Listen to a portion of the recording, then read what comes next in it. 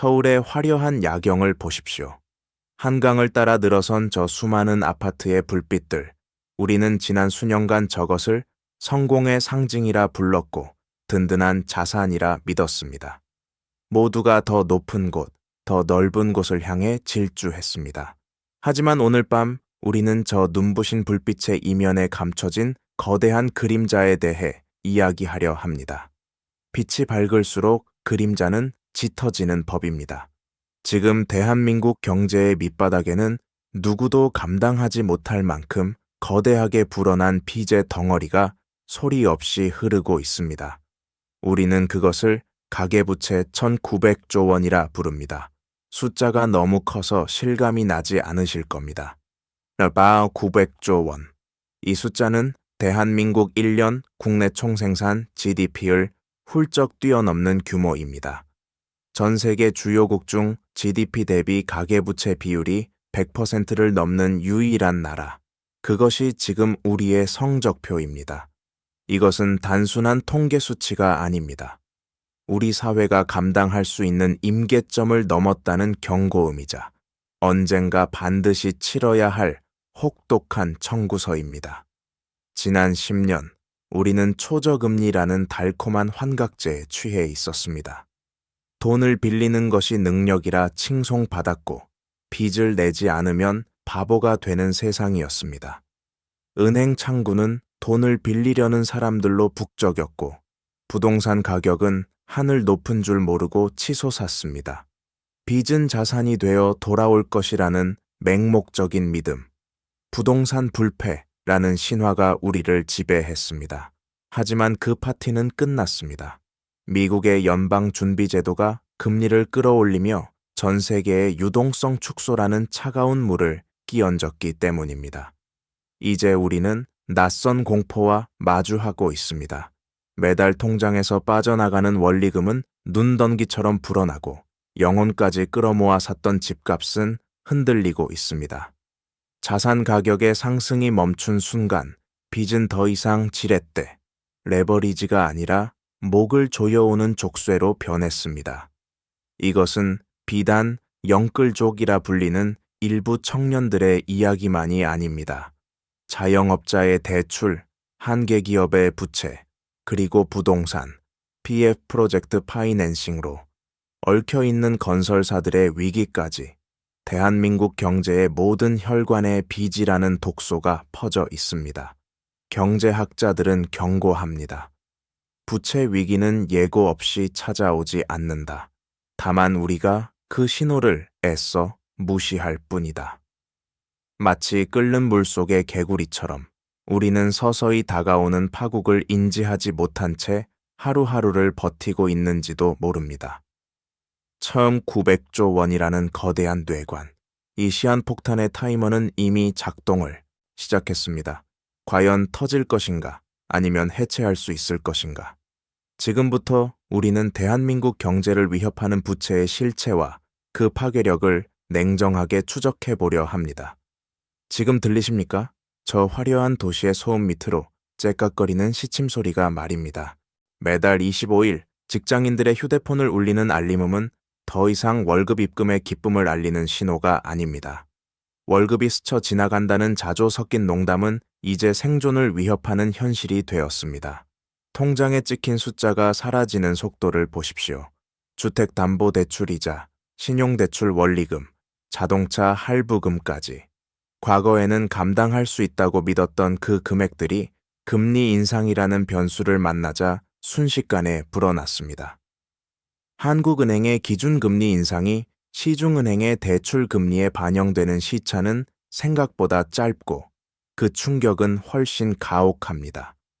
변동금리 비중이 70%를 상회하는 한국의 대출 구조는 금리 충격에 그 어떤 방어막도 없이 노출되어 있습니다. 이것이 우리가 마주한 위기의 첫 번째 징후입니다. 경제학에서는 DSR, 즉 총부채 원리금 상환 비율을 중요한 위험 지표로 봅니다. 소득 대비 갚아야 할 원리금이 얼마나 되는지를 보여주는 수치입니다. 현재 대한민국 차주의 상당수가 DSR 40%를 넘겼고 다중채무자의 경우 70%에 육박하는 경우도 허흔합니다. 쉽게 말해 100만 원을 벌면 70만 원을 빚 갚는 데 쓴다는 뜻입니다. 남은 30만 원으로 식비, 교통비, 교육비를 해결해야 합니다. 이것이 가능할까요? 불가능합니다. 그래서 사람들은 지갑을 닫습니다. 점심값을 아끼려 편의점 도시락을 찾고 커피 한 잔을 줄이고 주말 외식을 포기합니다. 개인의 합리적인 긴축이 모여 국가 경제 전체의 소비 절벽을 만드는 구성의 오류가 시작된 것입니다. 시장은 이미 반응하고 있습니다. 백화점의 명품 대기줄이 사라지고 마트의 카트에는 꼭 필요한 생필품만 담깁니다. 자영업자들은 손님이 없다고 아우성치지만 손님들은 돈이 없다고 말합니다. 돈이 돌지 않는다는 것, 혈액순환이 멈춘다는 것, 이것이야말로 실물 경제가 병들어가고 있다는 가장 확실한 증거입니다. 더 심각한 징후는 금융권의 가장 약한 고리에서부터 터져 나오고 있습니다. 카드값 결제 대금을 다음 달로 미루는 리볼빙 잔액이 사상 최고치를 경신하고 저축은행과 대부업체의 연체율이 가파르게 상승하고 있습니다. 빚을 빚으로 막는 돌려막기는 한계가 명확합니다. 더 이상 빌릴 곳이 없어진 한계 차주들이 무너지는 순간 그 부실은 순식간에 금융권 전체로 전이될 것입니다. 과거 위기가 대기업의 부실에서 시작되었다면 이번 위기의 뇌관은 가계, 바로 평범한 우리 이웃들의 장부 속에 숨어 있습니다. 우리는 지금 태풍이 오기 전 바람의 방향이 바뀌고 공기가 무거워지는 그 불길한 정적 속에서 있습니다. 수치들은 이미 빨간불을 켜고 경고하고 있습니다. 더 이상 버틸 수 없다고 말입니다. 지금부터는 이 거대한 빚더미가 어떻게 실물 경제를 파괴하는지 그 잔인한 메커니즘을 해부해 보겠습니다. 경제학에서는 이를 부채 디플레이션, 뎁트 디플레이션의 악순환이라 부릅니다. 자산 시장의 거품이 꺼질 때 가장 무서운 점은 자산의 가치는 하락하지만 갚아야 할 원금은 1원도 줄어들지 않는다는 비대칭성에 있습니다. 10억 원짜리 아파트를 사기 위해 5억 원을 대출받았다고 가정해 봅시다. 아파트 가격이 7억 원으로 떨어져도 은행에 갚아야 할 돈은 여전히 5억 원입니다. 내 자산인 순자산 에퀴티은 5억 원에서 2억 원으로 반토막 이상이 났습니다. 하지만 금리가 올라 이자 비용은 오히려 늘어납니다. 이때 개인의 심리적 마지노선이 붕괴됩니다. 자산 가격 하락이 본격화되면 시장에는 투매라는 유령이 배회하기 시작합니다. 빚을 감당하지 못한 집주인이 급매물을 내놓습니다. 이 급매물은 해당 단지의 새로운 시세가 되고 이는 다른 집주인들의 담보 가치를 떨어뜨립니다. 은행은 담보 가치가 하락했으니 대출금 일부를 상환하라고 압박하거나 대출 만기 연장을 거부합니다. 결국 울며 겨자 먹기로 또 다른 매물이 시장에 쏟아집니다. 가격 하락이 더 큰 하락을 부르는 네거티브 피드백, 네거티브 피드백이 작동하는 것입니다. 이것이 바로 부채가 경제 시스템을 붕괴시키는 전형적인 작동 원리입니다. 더 심각한 문제는 그 다음 단계, 바로 대차대조표 불황, 밸런스 시트 레세션입니다. 일본의 잃어버린 30년을 설명하는 리처드 쿠의 핵심 이론이기도 합니다. 집값과 주식 등 자산 가격이 폭락해 빚만 남게 된 가계와 기업은 경제 활동의 1순위 목표를 이윤 추구나 소비 효용에서 부채 최소화로 급선회합니다. 아무리 정부가 금리를 낮추고 돈을 풀어도 사람들은 그 돈을 소비나 투자에 쓰지 않고 빚을 갚는 데 써버립니다. 경제의 혈액인 돈이 실물 시장에서 돌지 않고 거대한 블랙홀처럼 은행의 상환 창구로만 빨려 들어가는 현상입니다.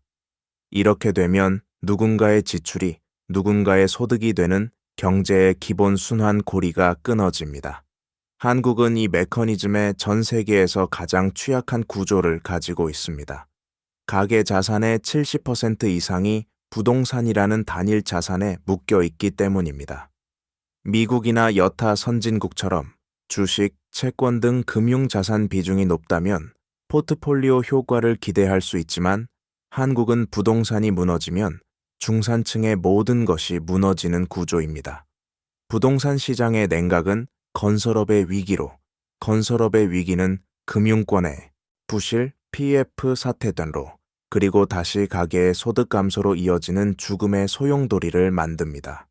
우리는 지금 그 소용돌이의 가장자리에서 중심부로 빨려 들어가지 않기 위해 안간힘을 쓰고 있습니다. 하지만 부채의 중력은 생각보다 훨씬 강하고 집요합니다. 역사는 잔인할 만큼 정확하게 반복됩니다. 우리는 지금의 위기를 유례없는 사태라고 말하고 싶어 하지만 경제사실의 페이지를 조금만 넘겨보면 지금 대한민국이 걷고 있는 이 위태로운 길이 이미 누군가가 걸어갔던 그리고 처참하게 무너져 내렸던 길임을 알 수 있습니다. 가장 가까운 그리고 가장 섬뜩한 예고편은 바로 1990년대 일본입니다.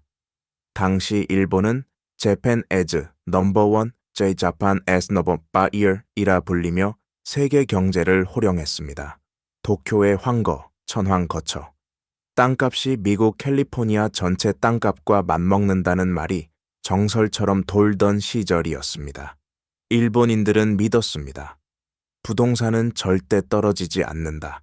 이것은 신앙이었습니다.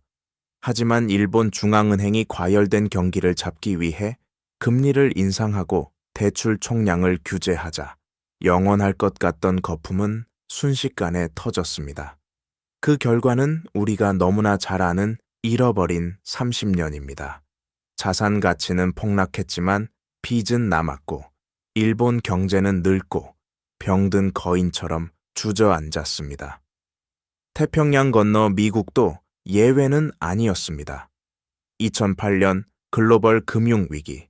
그 시작점에도 역시 빚이 있었습니다.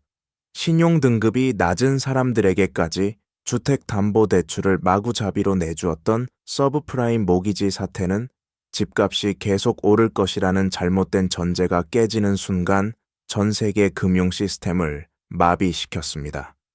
당시 미국의 가계부채 비율은 GDP 대비 100%에 육박했습니다. 지금 대한민국의 수치와 놀랍도록 유사합니다. 아니, 엄밀히 말하면 현재 한국의 GDP 대비 가계부채 비율은 2008년 위기 직전의 미국보다 높고 버블 붕괴 직전의 일본보다도 높습니다. 이것이 통계가 우리에게 보여주는 서늘한 진실입니다. 물론 한국 경제는 기초 체력이 다르다고 항변하는 목소리도 있습니다. 우리네 대출은 고신용자 위주이고 주택담보대출 비율, LTV, 규제도 엄격했기에 미국과는 다르다는 논리입니다.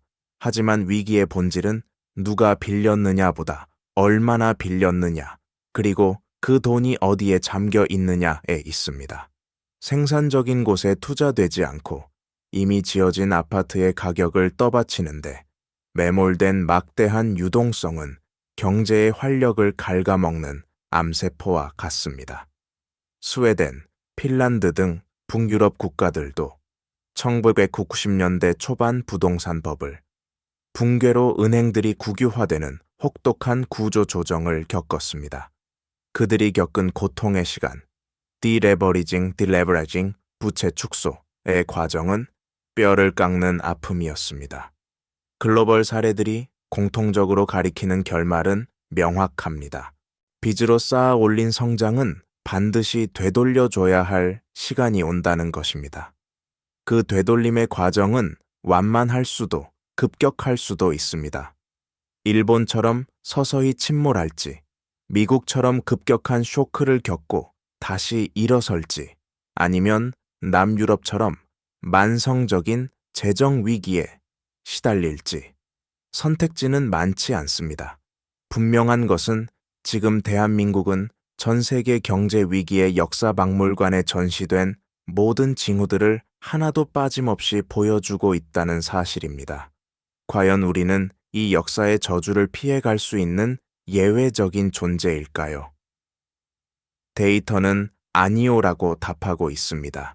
이 거대한 빚은 이제 개인의 가계부를 넘어 대한민국 경제라는 거대한 함선의 바닥에 구멍을 뚫고 있습니다.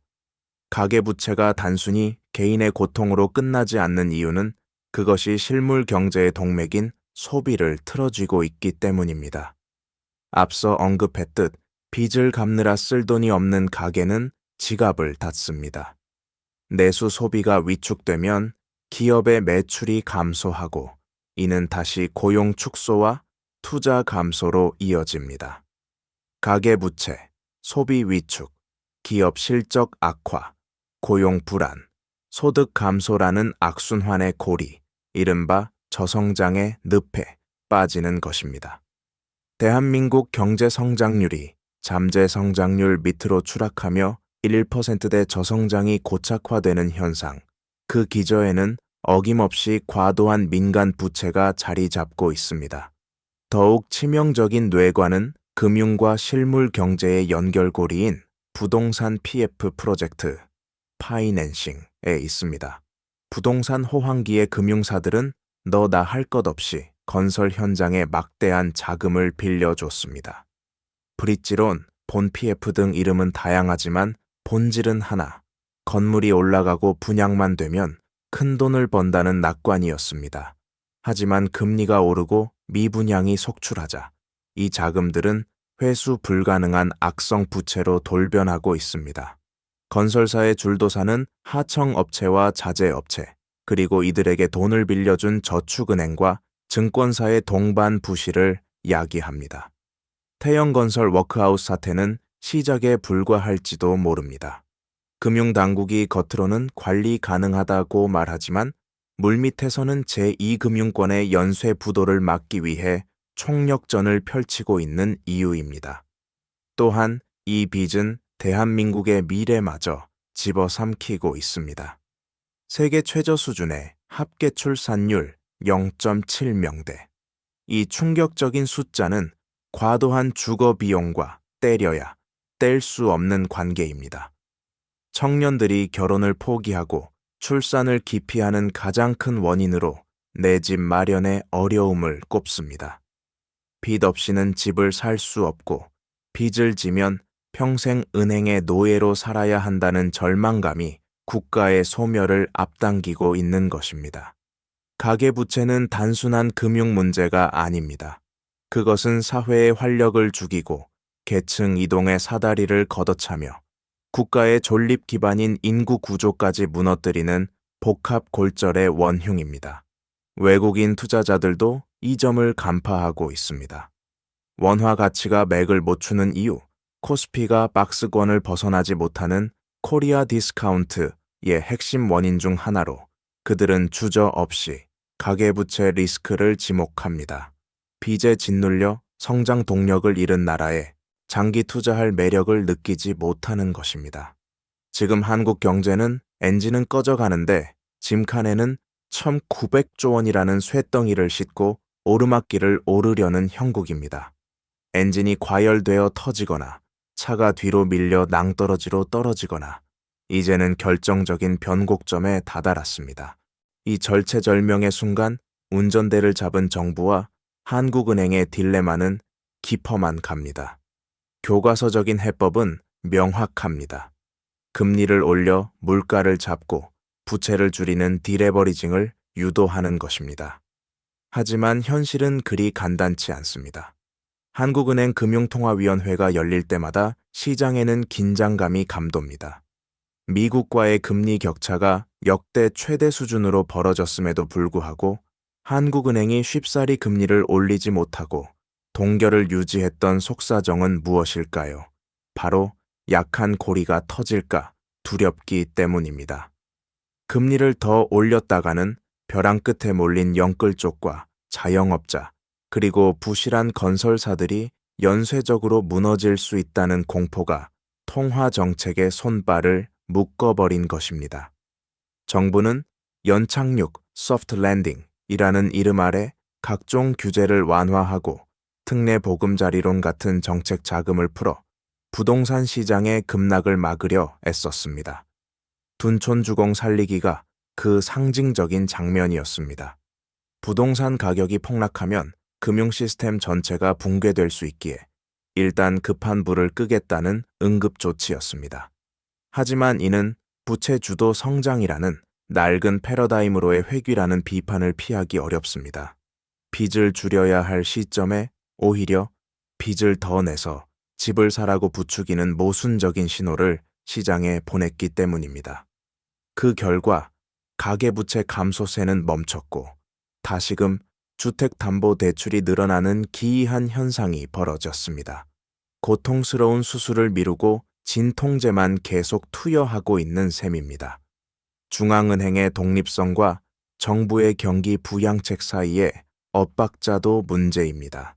한국은행 총재는 가계부채가 다시 늘어나는 것은 바람직하지 않다며 경고의 메시지를 보내지만 정부는 경기 침체를 막기 위해 대출 만기를 연장하고 이자를 유예해주는 정책을 쏟아냅니다. 이것은 좀비 기업과 한계 차주의 수명만 연장시킬 뿐 근본적인 해결책이 될 수 없습니다. 부실을 털어내지 않고 덮어두는 시간만큼 나중에 치러야 할 비용은 복리로 불어납니다. 지금 한국 경제 당국은 트릴레마, 삼중고에 빠져 있습니다. 물가 안정, 경기 부양, 금융 안정이라는 세 마리 토끼를 동시에 잡을 수는 없습니다. 하나를 선택하면 다른 하나를 희생해야 하는 냉혹한 선택의 순간이 다가오고 있습니다. 환율 방어를 위해 금리를 올리자니 가계와 기업이 죽고 금리를 내리자니 자본 유출과 물가 폭등, 그리고 부채 폭증이 우려되는 상황. 진퇴양난의 외나무다리 위에서 정책 이반자들의 고뇌는 깊어지고 시장의 신뢰는 시험받고 있습니다. 과연 국가는 이 난국을 타개할 솔로몬의 지혜를 가지고 있을까요? 아니면 결국 시장의 거대한 힘에 굴복하게 될까요? 것이 경제의 거대한 파도는 개인이 막을 수 없습니다. 연준의 금리 결정이나 정부의 부동산 정책은 우리의 통제 범위 밖입니다. 그렇다면 이 혼돈의 시기, 각자 도생의 시대에 개인은 어떻게 생존해야 할까요? 첫 번째 원칙은 냉혹하지만 단순합니다. 자산의 시대가 가고 현금 흐름, 캐시플로우의 시대가 왔음을 인정하는 것입니다. 지난 상승장에서는 빚을 내서라도 자산 규모 사이즈를 키우는 것이 부의 지름길이었습니다. 하지만 금리 상승기와 자산 하락기에는 현금이 왕입니다. 당장 통장에 꽂히는 현금이 없다면 수십억 원짜리 부동산도 세금과 이자를 잡아먹는 하마일 뿐입니다. 지금 당장 자신의 대차대조표를 점검하십시오. 자산의 평가액에 취해 있지 말고 매달 들어오는 수입과 나가는 이자의 비율을 철저하게 따져봐야 합니다. 두 번째 전략은 공격적인 디레버리징, 부채 축소입니다. 여유 자금이 생긴다면 투자를 고민할 것이 아니라 빚부터 갚아야 합니다. 특히 변동금리 대출이나 신용대출처럼 금리에 민감한 악성 부채는 최우선으로 상환해야 합니다. 빚도 자산이라는 말은 인플레이션이 자산 가격을 밀어 올릴 때나 유효한 말입니다. 자산 가격이 정체되거나 하락하는 시기에 빚은 순자산을 갉아먹는 독입니다.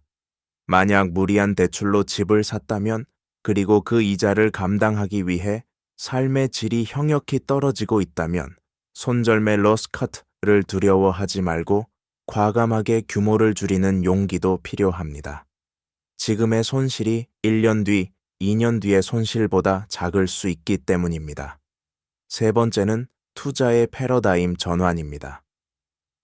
시세 차익 캐피털 게인을 노리는 공격적인 투자에서 이자 및 배당 소득, 인컴 게인더를 중시하는 방어적인 투자로 옮겨가야 합니다. 갭 투자처럼 전세 레버리지를 이용한 투자는 역전세난이라는 부메랑이 되어 돌아올 수 있습니다. 대신 확실한 금리를 주는 예금, 채권 혹은 배당주와 같이 따박따박 현금을 만들어내는 파이프라인에 주목해야 합니다. 워런 버핏은 물이 빠지면 누가 발가벗고 수영하고 있었는지 알 수 있다고 했습니다.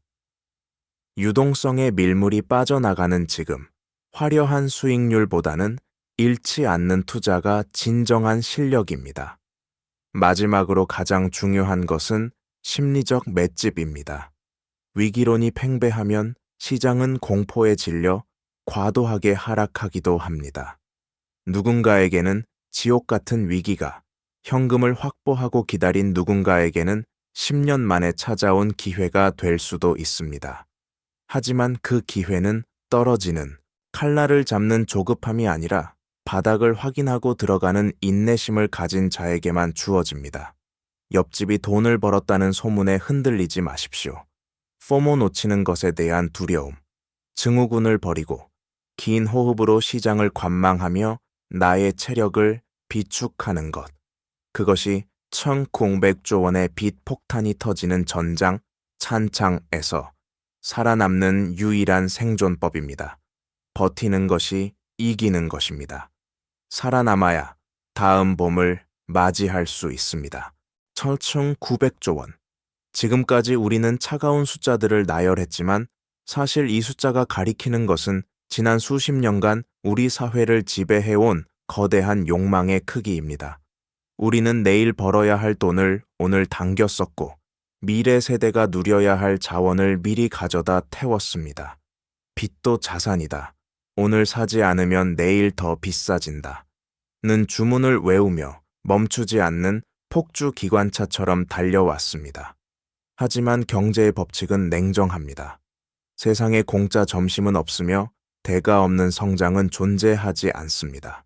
우리가 미래로부터 빌려온 그 막대한 시간과 풍요에 대해 이제는 이자까지 쳐서 갚아야 할 시간이 도래했습니다. 그 청구서는 매우 비싸고 또 고통스러울 것입니다. 전문가들은 연착륙을 이야기하지만 900조 원이라는 거대한 비행기가 활주로에 부드럽게 내리는 것은 기적에 가까운 일입니다. 어쩌면 우리는 비상착륙 혹은 추락에 가까운 충격을 각오해야 할지도 모릅니다. 그것은 누군가에게는 평생 일군 자산의 상실로, 누군가에게는 일자리의 위협으로, 또 누군가에게는 꿈의 포기로 나타날 것입니다. 하지만 역설적이게도 위기는 비정상의 정상화를 위한 필수적인 과정이기도 합니다. 곪은 상처를 도려내야 새 살이 돋듯이 부채 다이어트라는 고통스러운 터널을 통과해야만 대한민국 경제는 다시 건강한 체질을 되찾을 수 있습니다. 지금 우리에게 필요한 것은 막연한 공포도 근거 없는 낙관도 아닙니다. 차가운 이성으로 현실을 직시하는 용기입니다. 정부는 빚으로 성장을 떠받치려는 유혹을 끊어내고 과감한 구조개혁을 단행해야 합니다. 기업은 혁신을 통해 부가가치를 창출하고 가게는 분수에 맞는 건전한 소비와 투자의 원칙을 다시 세워야 합니다. 연글과 비투가 아닌 땀과 노동의 가치가 다시 존중받는 사회, 빚의 모래성이 아닌 탄탄한 소득의 기반 위에 서는 경제로 돌아가야 합니다. 밤이 깊을수록 새벽이 가깝다고 합니다. 하지만 그 새벽은 기다리는 자에게 오는 것이 아니라 깨어있는 자에게만 찾아옵니다. 부채의 역습은 이미 시작되었습니다. 이 시한폭탄의 뇌관을 멈출 수 있는 시간은 얼마 남지 않았습니다. 과연 우리는 이 위기를 넘어설 지혜와 인내를 가지고 있을까요? 아니면 역사 속으로 사라진 수많은 경제 강국들의 전철을 밟게 될까요? 선택은 이제 우리 모두의 몫으로 남겨졌습니다. 화려했던 부채의 파티는 끝났습니다. 이제 불 켜진 방 안, 어지러진 테이블을 치우고 진짜 청구서를 마주할 시간입니다.